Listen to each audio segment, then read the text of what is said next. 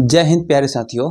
कैसे हैं आप सभी। उम्मीद करते हैं कि आप सभी बहुत अच्छे होंगे और बहुत अच्छे तरीक़ा से अपनी पढ़ाई को कर रहे होंगे। तो प्यारे बच्चों, जैसा कि आप सभी लोग समझ रहे हैं कि लगातार मैथ का क्लास इस चैनल पे चल रहा है और मैथ के साथ साथ जो है साइंस का भी क्लास चल रहा है। साथ ही साथ प्यारे बच्चों, हिंदी का जो गोधुली का बुक है आपका क्लास 10th वाला, उस बुक में मैंने लास्ट चैप्टर पढ़ाया है, यानी शिक्षा और संस्कृति जो है उसका मैंने स्टोरी बता दिया है। बहुत जल्द उसका जो है आपको क्या मिलेगा, सब्जेक्टिव सवाल भी मिल जाएंगे। ठीक है, तो सब्जेक्टिव सवाल का बहुत अच्छे तरीका से जो है ना हम क्वेश्चन और आंसर करवा देंगे। ठीक है, तब तक प्यारे बच्चों, उससे भी पहले हम लेकर के आ रहे थे आ रहे हैं बहुत दिन बाद हम लेकर आ रहे हैं आर्ट्स के क्लास को, जिसमें हम लोग क्या पढ़ने वाले हैं बच्चों। तो हम लोग पढ़ने वाले हैं राज्य एवं राष्ट्र की आय। ठीक है, तो राज्य एवं राष्ट्र की आय हम लोग बहुत अच्छे तरीका से समझेंगे। इसका मैंने पहले 2 क्लास ले लिया है। ठीक है, 2 क्लास में प्यारे बच्चों अगर हम लोग बात करें तो हम लोग क्या क्या पढ़ लिए हैं इन 2 क्लास में। प्यारे बच्चों, हम लोग राष्ट्रीय आय के बारे में मेनली जो है राष्ट्रीय आय के बारे में समझे थे। ठीक है, तो राष्ट्रीय आय का मतलब क्या होता है बच्चों। राष्ट्रीय आय का मतलब होता है कि अपने देश में जो कुल उत्पादन होता है, जो कुल उत्पादन होता है, यानी हमारे देश में जितने भी उत्पादन होता है प्रति व्यक्ति आय को लेकर के हम लोग राष्ट्रीय आय निकाल सकते हैं। ठीक है, प्रत्येक आदमी का कितना आय होता है उससे हम लोग पता करके और अपना राष्ट्रीय आय को निकाल लेते हैं। ठीक है, तो लेकिन प्यारे बच्चों आज हम लोग जानते हैं क्या समझने वाले हैं। आज हम लोग समझेंगे शुद्ध राष्ट्रीय आय, शुद्ध राष्ट्रीय आय। ठीक है ना तो शुद्ध राष्ट्रीय आय का मतलब क्या होता है बच्चों, शुद्ध उत्पाद, शुद्ध उत्पाद। ठीक है, ये जो है इकोनॉमिक्स का क्लास है, अर्थशास्त्र के लिए हम लोग इस क्लास को पढ़ रहे हैं और बहुत ही इंपॉर्टेंट इससे क्वेश्चन आपको मिलेगा। ठीक है, तो चलिए देखते हैं हम लोग कि शुद्ध राष्ट्रीय आय किसे कहते हैं। हम इसे लिखेंगे। ठीक है, तो प्यारे बच्चों कुल उत्पादन जो होता है ना अपने देश का, कुल उत्पादन जो होता है अपने देश का, उसको उत्पादित करने के लिए कुछ खर्च लगता है कि नहीं लगता है। तो उस खर्च को अगर हम कुल उत्पादन में से घटा देते हैं तो शुद्ध उत्पादन बच जाता है, तो हम उसी को कहते हैं शुद्ध राष्ट्रीय आय। ठीक है ना, उसे क्या कहते हैं, शुद्ध राष्ट्रीय आय कहते हैं। यानी कि अगर हम शुद्ध राष्ट्रीय आय अगर हम लिखते हैं शुद्ध राष्ट्रीय आय, शुद्ध राष्ट्रीय आय, इसमें जो है इसको मैथमेटिक्स समझ के हम लोग आज चलेंगे। ठीक है, तो शुद्ध राष्ट्रीय आय के लिए हम लिख सकते हैं, क्या लिख सकते हैं, राष्ट्रीय आय, राष्ट्रीय आय, आय, और इसमें से क्या खर्च को चलिए घटा देते हैं। खर्च को घटा देंगे ना तो बचेगा क्या, शुद्ध राष्ट्रीय आय बच जाएगा बच्चों। ठीक है ना, चलिए यहाँ तक आप लोग समझ लिए। ठीक है, यानी कि शुद्ध राष्ट्रीय आय का मतलब होता है राष्ट्रीय आय और माइनस में कर देंगे क्या, खर्च को। ठीक है, जैसे मान लीजिए कि राष्ट्रीय आय अभी हो रहा है कितना, राष्ट्रीय आय जो है हमारे देश का कितना है। मान लीजिए कि यहाँ पर 20,000 है। थोड़ा देर के लिए उदाहरण ले लेते हैं। अपने देश का राष्ट्रीय आय कितना है, 20,000 है। ठीक है, और कोई मजदूर जो है इसको कमाने में अपना कुछ खर्च कर दिया, कुदाल ले लिया, अपना कोई वर्दी पहन लिया, जैसे कपड़ा होता है ना कमाने वाला वर्दी होता है, पहन के कमा लिया जाता है, फिर उसको जो है निकाल करके मजदूर रख देता है। तो उसी प्रकार से उसको खरीदने में जो है कई प्रकार के और भी खर्च मिला करके समझ लीजिए कि कितना हो गया यहाँ पे खर्चा कुल मिला करके हो गया कितना, इसमें 2,000 का। ठीक है, तो 20,000 में से क्या करेंगे हम लोग, 20,000 में से क्या करेंगे कि 2,000 घटा देते हैं। ठीक है, तो ये हो गया प्यारे बच्चों कुल राष्ट्रीय आय। लेकिन 20,000 में से जैसे ही 2,000 घटा, कितना आएगा बच्चों, तो यहाँ पे जो है ना 2,000 ये खर्च निकल गया तो 18,000 बच जाएगा। तो इसी 18,000 को हम क्या कहते हैं, शुद्ध राष्ट्रीय आय कहते हैं। अगर परीक्षा में सवाल अगर पूछ दिया जाता है कि शुद्ध राष्ट्रीय आय किसे कहते हैं, तो आप सीधी सी बात है कहेंगे कि हमारे देश के कुल राष्ट्रीय आय में से उस आय को कमाने के लिए, अच्छा उस आय को प्राप्त करने के लिए जो खर्च होता है उसको घटा देने पर जो बच जाता है उसे कुल शुद्ध राष्ट्रीय आय कहते हैं। क्या कहते हैं, शुद्ध राष्ट्रीय आय कहते हैं। ठीक है, तो चलिए बच्चों यहाँ तक आप लोग समझ चुके। तो राष्ट्रीय आय का अगर परिभाषा हम लोग लिखना चाहें मान लीजिए कि कहीं शुद्ध राष्ट्रीय आय ना पूछ के कहीं आपसे पूछता है राष्ट्रीय आय से आप क्या समझते हैं, ठीक है ना, तो आप क्या लिख सकते हैं बच्चों, तो लिख सकते हैं किसी देश के एक वर्ष में, ठीक है ना, किसी देश के एक वर्ष में, ठीक है, एक वर्ष में किसी देश के एक वर्ष में उत्पादित वस्तुओं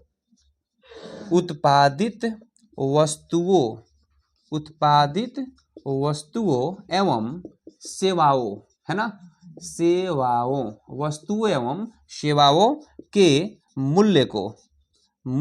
सेवाओं के मूल्य को क्या कहते हैं, राष्ट्रीय आय कहते हैं, राष्ट्रीय आय कहते हैं। कोई दिक्कत यहाँ तक नहीं है ना, सीधी सी बात है। राष्ट्रीय आय के लिए हम लिख सकते हैं कि किसी देश के एक वर्ष में उत्पादित वस्तुओं एवं सेवाओं के मूल्य को राष्ट्रीय आय कहते हैं, ठीक है ना। सेवाओं के मूल्य को क्या कहते हैं, कुल मूल्य को लिख सकते हैं, सेवाओं के कुल मूल्य को क्या कहते हैं, तो राष्ट्रीय आय कहते हैं, ठीक है। अब आगे बढ़े बच्चों, अगर हम बात करते हैं कि शुद्ध राष्ट्रीय आय किसे कहते हैं, इसको भी हम परिभाषित कर सकते हैं, ठीक है। तो आइए यहाँ पे इसको भी हम परिभाषित करते हैं, यहाँ पर समझेंगे अच्छे से, ठीक है। आइए हम इसको यहाँ पे परिभाषित करते हैं कि शुद्ध राष्ट्रीय आय किसे कहते हैं, ठीक है। आइए अगर हम यहाँ पे लिख दें कि शुद्ध राष्ट्रीय आय किसे कहते हैं, चिंता मत कीजिएगा, सबको हम डिफाइंड करेंगे, ठीक है। शुद्ध राष्ट्रीय आय क्या है बच्चों, ठीक है। अगर इसको हम लिखना चाहे तो कैसे लिखेंगे, मान लीजिए अगर मैंने बता ही दिया संक्षिप्त में, अगर परीक्षा में पूछ देता है टेंशन बन जाएगा, टेंशन बढ़ेगा बच्चों। इसलिए आइए हम यहाँ पे शुद्ध राष्ट्रीय आय के बारे में आपको बताते हैं। लिखेंगे राष्ट्रीय आय के उत्पादन के, लिखेंगे राष्ट्रीय आय के उत्पादन, है ना, राष्ट्रीय आय के उत्पादन के क्रम में यानी उत्पादन करने के लिए क्या होता है, किए गए खर्च, क्रम में किए गए खर्च, है ना, किए गए खर्च को क्या कहते हैं, खर्च को घटा देने के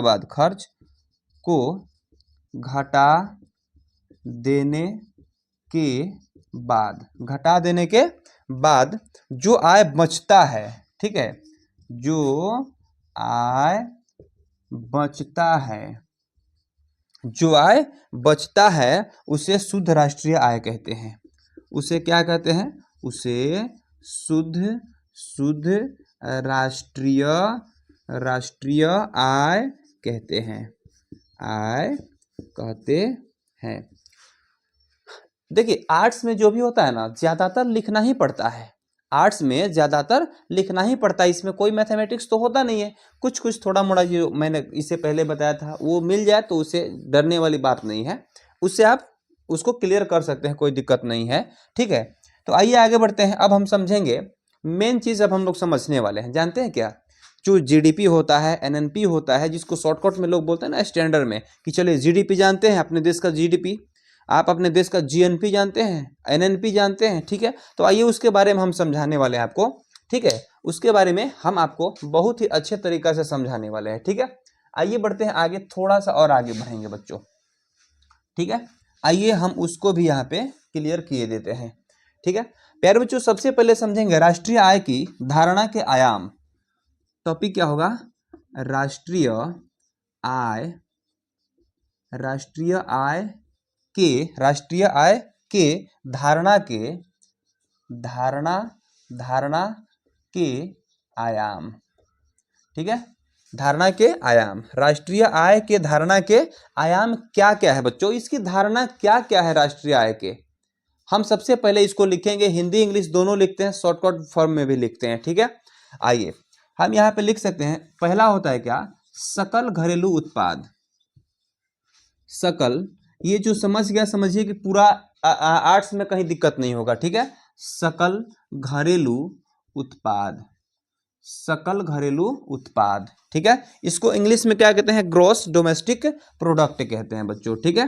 gross GROSS, gross domestic product कहते हैं बच्चों, प्रोडक्ट कहते हैं। ठीक है, अगर इसको शॉर्टकट में लिखना चाहें बच्चों तो इसको शॉर्टकट में क्या लिख सकते हैं, जीडीपी लिख सकते हैं। इसी को तो कहते हैं जीडीपी, इसी को प्यारे बच्चों क्या कहते हैं, तो जीडीपी कहते हैं, ग्रॉस डोमेस्टिक प्रोडक्ट। ठीक है, और सकल घरेलू उत्पाद। ठीक है ना, तो इसको जो है हम क्या करेंगे कि इसको हम डिफाइंड करेंगे, परिभाषित करेंगे। ठीक है, बस इतना ये अभी समझिए कि राष्ट्रीय आय के धारणा के आयाम हैं कौन कौन। ठीक है, दूसरा में क्या हो जाएगा बच्चे, दूसरा की बात करें तो सकल राष्ट्रीय उत्पादन होता है, सकल राष्ट्रीय उत्पादन है ना, सकल राष्ट्रीय उत्पादन हो जाएंगे। इसको कहते हैं ग्रॉस नेशनल प्रोडक्ट। इसको क्या कहते हैं बच्चों, ग्रॉस नेशनल प्रोडक्ट कहते हैं। ओके, अब इसके आगे बढ़ेंगे बच्चों तो एक तीसरा नंबर में भी होता है क्या, आय के धारणा के आयाम, एक आय की यहाँ पे लिख सकते हैं जी, की आय की धारणा के आयाम। ठीक है, अब आगे बढ़ते हैं बच्चों। अब इसके बाद देखेंगे शुद्ध राष्ट्रीय उत्पादन। ठीक है, शुद्ध राष्ट्रीय उत्पादन चलिए यहाँ पे लिख देते हैं क्या, शुद्ध राष्ट्रीय उत्पादन। ठीक है, इसको अंग्रेजी में क्या कहते हैं बच्चों, इसको जो है हम अंग्रेजी में कहते हैं नेट नेशनल प्रोडक्ट कहते हैं बच्चों। ठीक है, तो इसको अगर हम बात करें अंग्रेजी में तो इसको कहते हैं जीएनपी। क्या कहते हैं, जीएनपी कहते हैं। और इसको अगर हम लोग बात करें ना तो इसको प्यारे बच्चों हम कहते हैं एनएनपी। क्या कहते हैं, एनएनपी कहते हैं, इसको जीएनपी कहते हैं। क्लियर है, तो अब आते हैं प्यारे बच्चों, यहाँ पे हम थोड़ा सा समझते हैं कि सकल घरेलू उत्पाद क्या है। तो हम ये कह सकते हैं किसी देश के लिए एक वर्ष में कितना वर्ष में जी, एक वर्ष में कितना उत्पाद हो रहा है किसी देश में, कितना पैसा के लिए माल निकल रहा है अपने देश में, उसको हम क्या कहते हैं, सकल घरेलू उत्पाद कहते हैं। ठीक है, यानी सकल मतलब क्या होता है, सकल का मतलब होता है टोटल, सकल का मतलब क्या होता है, टोटल होता है बच्चों। ठीक है, तो सकल घरेलू उत्पाद का मतलब कि टोटल अपना उत्पाद निकला कितना, बात यहाँ है। ठीक है, पूरा अपना वस्तुओं और सेवाओं के कुल बाजार मौद्रिक मूल्य जितना होता है ना, कुल बाजार के मौद्रिक मूल्य, उसे देश का क्या कहते हैं, सकल घरेलू उत्पाद कहा जाता है। ठीक है, अब आगे बात करें बच्चों कि सकल राष्ट्रीय उत्पादन क्या है, सकल राष्ट्रीय उत्पादन क्या है। ठीक है, तो अपने देश के लोग विदेश में जाकर भी जो पैसा कमा रहे हैं तो अपने देश से ही ना गए हैं चल करके, तो उसको भी अगर हम लोग जोड़ लेते हैं ना तो उसको कहते हैं सकल राष्ट्रीय, यानी इसमें विदेश वाला माल भी प्लस हो जाता है, विदेश वाला पूंजी भी प्लस हो जाता है, तो हम उसे कहते हैं सकल राष्ट्रीय उत्पादन। ठीक है ना, सकल राष्ट्रीय उत्पादन। ठीक है, अब यहाँ पर शुद्ध राष्ट्रीय उत्पादन का मतलब कि राष्ट्रीय उत्पादन में से क्या किया जाता है, खर्च को माइनस कर लिया जाता है। आ गया समझ में। अब इसको हम क्या करते हैं, एक एक करके डिफाइंड कर लेते हैं। इसका सबसे पहले आप लोग स्क्रीनशॉट ले लीजिए एक बार, ठीक है, जल्दी से। अब हम आगे बढ़ते हैं, तीनों को एक एक करके डिफाइंड कर देते हैं, समझ में आ जाएगा जी। ठीक है, चलिए आगे बढ़ते हैं। आइए आइए बच्चों, इसको एक एक करके हम क्या करते हैं कि डिफाइंड कर देते हैं, पक्का आपको समझ में आ जाएंगे। इसका मैंने 2 क्लास दे दिया है बच्चों। अगर ये क्लास में कुछ ये लग रहा होगा कि नया नया चीज़ आ रहा है, कुछ चीज़ ऐसे भी है कि आपको अगर मालूम नहीं है तो आप जा करके पीछे का 2 क्लास देख लीजिएगा। दोनों क्लास का डिस्क्रिप्शन में लिंक मैंने दे दिया है। ठीक है, जा करके डिस्क्रिप्शन में देख लीजिए। इससे पहले का दोनों जो क्लास था ना उसका लिंक इसमें मिल जाएगा। ठीक है, चलो आगे बढ़ते हैं बच्चे। अब आते हैं यहाँ पे अगला टॉपिक हम लोग का शुरू वाला क्या था कि सकल घरेलू उत्पाद को समझना था। सकल घरेलू उत्पाद, सकल घरेलू उत्पाद को हम कैसे परिभाषित करेंगे बच्चे, यहाँ पे समझेंगे। लिख सकते हैं किसी देश में एक वर्ष में, लिख सकते हैं किसी देश में एक वर्ष में, ठीक है, कितना में, एक वर्ष में उत्पादित वस्तुओं, एक वर्ष में उत्पादित वस्तुओं वस्तुओं, ठीक है ना, वस्तुओं और सेवाओं के, और वस्तुओं और सेवाओं के कुल बाजार या मौद्रिक मूल्य को, कुल चाहे बाजार का हो और चाहे मुद्रा का हो, मौद्रिक मूल्य को, ठीक है ना, मौद्रिक मूल्य को उस देश का सकल घरेलू उत्पाद कहते हैं। ठीक है, उस देश का क्या कहते हैं? सकल घरेलू उत्पाद, सकल घरेलू उत्पाद कहते हैं, उत्पाद कहते हैं। कोई दिक्कत यहाँ तक नहीं है ना? अब इसी के जस्ट बाद आएगा कि सकल राष्ट्रीय उत्पादन। ठीक है, अब यहाँ पे आएगा सकल, इसके बाद हम इसको देखेंगे सकल राष्ट्रीय उत्पादन। ठीक है ना, तो यहाँ पे लिख सकते हैं कि किसी देश के साथ साथ, चाहे किसी भी देश का बात क्यों ना हो, ठीक है, चाहे अमेरिका का हो, जापान का हो, भूटान का हो, ठीक है, अफगानिस्तान का हो, पाकिस्तान का हो, कहीं का भी हो, किसी भी देश के लिए हो, ठीक है, सभी देश पे इसको लागू किया जा सकता है। ठीक है ना, हम यहाँ पे लिख सकते हैं किसी देश के उत्पाद के साथ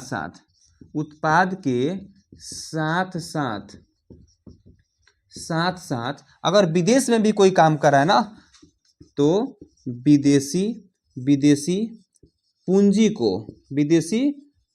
को जोड़ दिया जाए, है ना। विदेशी में जो माल पैसा जो कमा रहा है ना, भारत से ही ना जा करके कमा रहा है, तो उसको भी इसमें अगर जोड़ दिया जाए तो उसे क्या कहते हैं? तो उसे ही तो कहते हैं प्यारे बच्चों सकल राष्ट्रीय उत्पाद। उसे सकल राष्ट्रीय उत्पाद कहते हैं, सकल राष्ट्रीय उत्पाद, है ना। कुछ बच्चे कुछ दिन पहले बोल रहे थे कि आर्ट्स वाला जो सर पढ़ाते हैं समझ में नहीं आता है, इसलिए बिल्कुल इसको मैंने नॉर्मल बना दिया है आजकल। ठीक है, ये अगर समझ में नहीं आएगा बच्चों तो समझिए कि कभी भी समझ में नहीं आ सकता है, इतना मैंने इसको नॉर्मल किया है। ठीक है, तो इसको केवल आप इतना याद रखिएगा कि अपने देश में जो भी उत्पाद हो रहा है 1 वर्ष के अंदर, उसमें अगर विदेश में जो व्यक्ति जाकर के कमा रहा है, काम कर रहा है, उसकी पूंजी को भी, उसके आय को भी अगर इसमें जोड़ देते हैं तो वह हो जाएगा प्यारे बच्चों सकल राष्ट्रीय उत्पाद। ठीक है, सकल राष्ट्रीय उत्पाद। अब बात करते हैं शुद्ध राष्ट्रीय उत्पाद की। ठीक है, तो आइए देखते हैं शुद्ध राष्ट्रीय उत्पाद क्या है, उसको भी हम लोग यहाँ पर समझते हैं बच्चों। ठीक है, तो आइए यहाँ पे हम लोग समझेंगे शुद्ध राष्ट्रीय उत्पाद को। ठीक है, इतना तक आप लोग समझ लिए ना, इसको नोट कर लीजिएगा। जिन बच्चों को अगर लगे कि हमें नोट्स बनाना है, जाकर के प्लेलिस्ट से आप जो है ना नोट्स को बना सकते हैं, पूरा बिल्कुल क्लियर नोट्स बना सकते हैं, उससे आप एग्जाम दे सकते हैं, कोई दिक्कत नहीं होगा एग्जाम देने में। ठीक है, चलिए उसके बाद हम समझते हैं शुद्ध राष्ट्रीय उत्पादन। उसके बाद हम समझेंगे शुद्ध राष्ट्रीय उत्पादन। ठीक है, शुद्ध राष्ट्रीय उत्पादन, है ना। तो प्यारे बच्चों हम यहाँ पे समझ सकते हैं कि जो भी यहाँ पे मान लीजिए किसी काम को करने के लिए, मान लीजिए बाइक से जा रहे हैं, बाइक आपका खराब हो रहा है, तो उस माल को जो आप कमा के ला रहे हैं उसमें से बाइक में जो खर्च हो गया उसको हम घटा देंगे, और तब जाके जो बचेगा ना, जो प्योर बचेगा, शुद्ध बचेगा, बस हम उसी को कहते हैं क्या? शुद्ध राष्ट्रीय उत्पाद। हम उसी को क्या कहते हैं? शुद्ध राष्ट्रीय उत्पाद कहते हैं। ठीक है, तो हम इसको कैसे परिभाषित करेंगे जिससे हमें नंबर मिलेगा, बढ़िया मार्क्स लेना है ना आर्ट्स में। ठीक है, तो इसके लिए हमें कुछ लिखना पड़ेगा, तो लिखेंगे कुल राष्ट्रीय उत्पादन में, ऐसे बनाकर लिखना पड़ेगा, कुल राष्ट्रीय उत्पादन में, कुल राष्ट्रीय उत्पादन में से क्या करना पड़ेगा? कुल राष्ट्रीय उत्पादन में से कच्चे माल की कीमत, कच्चे माल की कीमत अच्छे से समझेंगे, आगे अभी समझिएगा तो समझ में आएगा।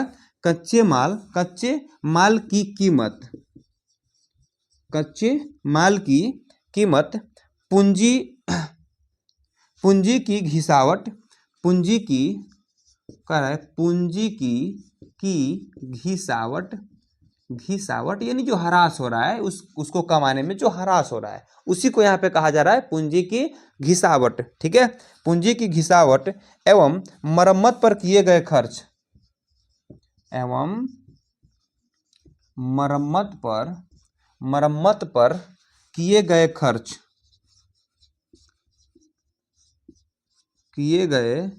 खर्च, मरम्मत पर किए गए खर्च। ठीक है, किए गए खर्च एवं बीमा का व्यय, एवं देखिए बीमा का जो व्यय होता है ना, अर्थात कोई लोन अगर लेना तो उसमें बीमा का व्यय जो कट जाता है, तो कटने को हम देखिए उसको कुल को मिला करके हम कहते हैं कि पूरा हमारा राष्ट्रीय आय है, लेकिन जब हम उसको घटा देते हैं, बीमा वगैरह जो कट जाता है, तो हमारा प्योर बच जाता है, हम उसी को क्या कहते हैं, हम कहते हैं शुद्ध राष्ट्रीय उत्पादन। ठीक है, तो यहाँ पे फिर खर्च के बाद एवं बीमा का व्यय, एवं यहाँ पे समझेंगे बीमा का व्यय जो होता है उसको क्या करेंगे, उसको घटा देने से, व्यय घटा देने पर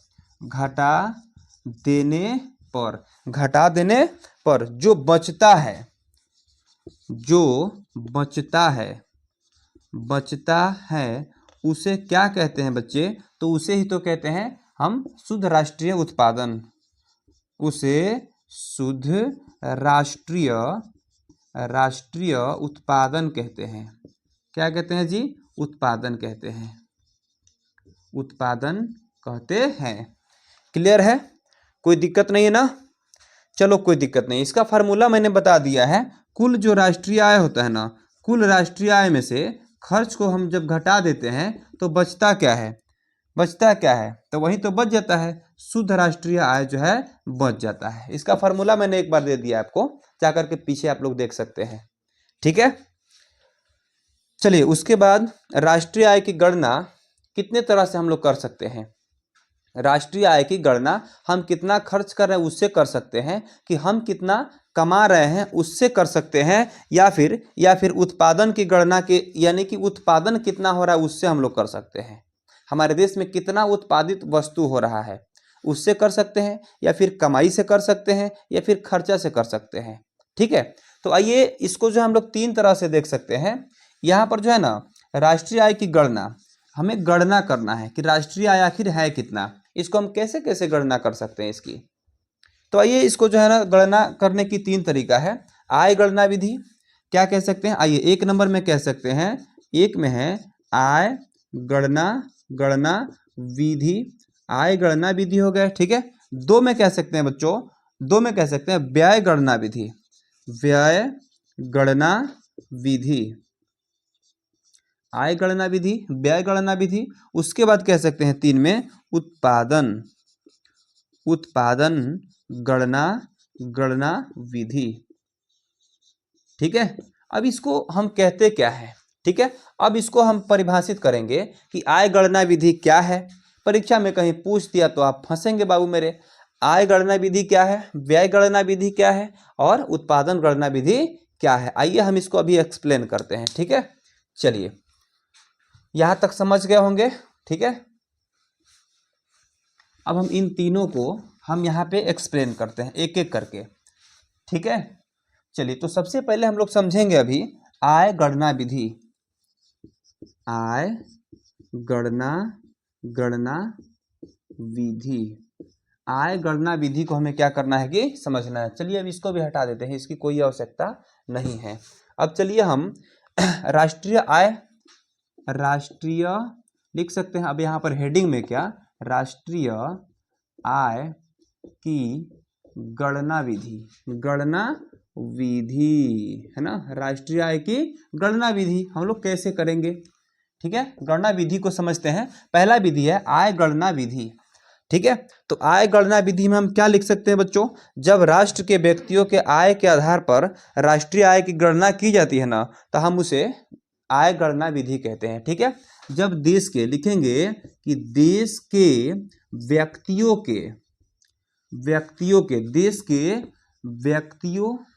के आय के आधार पर, किसके आधार पर, आय के आधार पर, है ना, आय के आधार पर जब राष्ट्रीय आय की गणना की जाती है, ठीक है, देश के व्यक्तियों के आय के आधार पर जब राष्ट्रीय आय की गणना की जाती है, राष्ट्रीय आय की गणना की जाए, है ना, की जाए तो उसे क्या कहते हैं, उसे आय गणना विधि कहते हैं, आय गणना विधि कहते हैं, ठीक है, विधि कहते हैं। अब ज्यादा घुमाने की आवश्यकता ही कहाँ है, अब यही चीज कहेंगे कि जब देश के व्यक्तियों के अब आय जहाँ है वहां पर व्यय लगा देंगे तो व्यय गणना विधि हो जाएगा, ठीक है। अब इसी चीज को हम क्या करेंगे कि उत्पादन लगा देंगे, ठीक है। अब उत्पादन के आधार पर जब देश के व्यक्तियों तो बढ़ जाएगा, यानी कि उत्पादन के आधार पर अगर राष्ट्रीय आय की गणना की जाती है तो उसे क्या कहते हैं, तो प्यारे बच्चों उसे उत्पादन विधि कहते हैं, है ना। इसमें ज्यादा घुमाएंगे तो बहुत सारा हो जाएगा, लेकिन यहाँ पे थोड़ा सा समझ लीजिएगा, एग्जाम देना है ना आपको, एग्जाम में लिखना है। तो आय गणना विधि क्या है, जब देश के व्यक्तियों के आय के आधार पर जब राष्ट्रीय आय की गणना की जाती है उसे आय गणना विधि कहते हैं। फिर कहेंगे यदि, मेरे साथ बोलिएगा, यदि देश के व्यक्तियों के व्यय के आधार पर राष्ट्रीय आय की गणना की जाती है उसे राष्ट्रीय आय गणना कहते हैं, ठीक है ना, व्यय गणना विधि कहते हैं। अब फिर कहेंगे जब देश के उत्पादन के आधार पर राष्ट्रीय आय की गणना की जाती है तब उसे क्या कहते हैं, उत्पादन गणना विधि कहते हैं। क्या कहते हैं, उत्पादन गणना विधि कहते हैं। बिल्कुल सिंपल है बच्चों, ठीक है। तो यहाँ जो था ना लास्ट क्लास था मेरा, ठीक है, तो यहाँ जो है क्लास अब आप लोगों का इस चैप्टर का है ना, राज्य एवं राष्ट्र की आय चैप्टर जो है अभी खत्म हो रहा है, ठीक है। ये चैप्टर नंबर कितना था जी, ये जो है चैप्टर नंबर था आपको 2, इकोनॉमिक्स का ये चैप्टर नंबर 2 था, ठीक है ना। अब तीसरा नंबर चैप्टर प्यारे बच्चों जानते हैं, अब इसमें का चैप्टर नंबर 3 जो है, चैप्टर नंबर 3 जो है आपको मिलेगा ना। अभी देखिए ना कितना देर आप लोग कितना देर देखे हैं, अभी देखिए तो मात्र 25 मिनट 30 मिनट का वीडियो देख करके आप लोग जल्दी से समझ जाइएगा ना। इसको लेके मैं धीरे धीरे क्लास को लेके चल रहा था, लेकिन इसके बाद जो भी क्लास आपको मिलेगा बिल्कुल वन शॉट में मिलेगा, ठीक है। चैप्टर नंबर 3 जो है आपको वन शॉट में मिलेगा, ठीक है, वन शॉट, चाहे 60 मिनट का हो, चाहे क्लास 60 मिनट का हो सकता है, या फिर 1 घंटा 20 मिनट का हो सकता है, या फिर 1 घंटा 30 मिनट का हो सकता है, लेकिन जो भी क्लास देंगे इसके बाद से आप लोगों को वन शॉट में देंगे, ठीक है। सारे के सारे आर्ट्स के सारे चैप्टर को हम वन शॉट में पढ़ाएंगे, क्योंकि एग्जाम बहुत नज़दीक हो चुका है, सिलेबस हम लोग का पीछे रह गया है, ठीक है। धीरे धीरे हम पढ़ा रहे थे प्यारे बच्चों, प्रैक्टिस तो अब हो गया है कि कैसे हमें पढ़ना है। अभिजीत ऑनलाइन क्लासेस पर डायरेक्ट सर्च कीजिए, सारे के सारे चैप्टर आपको मिलेंगे, सारे के सारे विषय मिलेंगे पढ़ने के लिए, ठीक है। तो चलिए इसके बाद सब्जेक्टिव मैंने सारा बता दिया, इस चैप्टर का संपूर्ण सब्जेक्टिव बता दिया मात्र 3 क्लास में, ठीक है। इसके 2 जो पिछला क्लास है बच्चों उसका लिंक मैं डिस्क्रिप्शन बॉक्स में दे दिया हूं, जा करके डिस्क्रिप्शन से क्लिक कीजिए, उसको भी देख सकते हैं, ठीक है। तो आइए फिर तीसरा नंबर चैप्टर में हम लोग मिलेंगे, उससे पहले प्यारे बच्चों इसका ऑब्जेक्टिव लेके आ रहे हैं कल के क्लास में, ठीक है। तो चलिए फिर मिलते हैं अपने क्लास में, टाटा गुड बाय।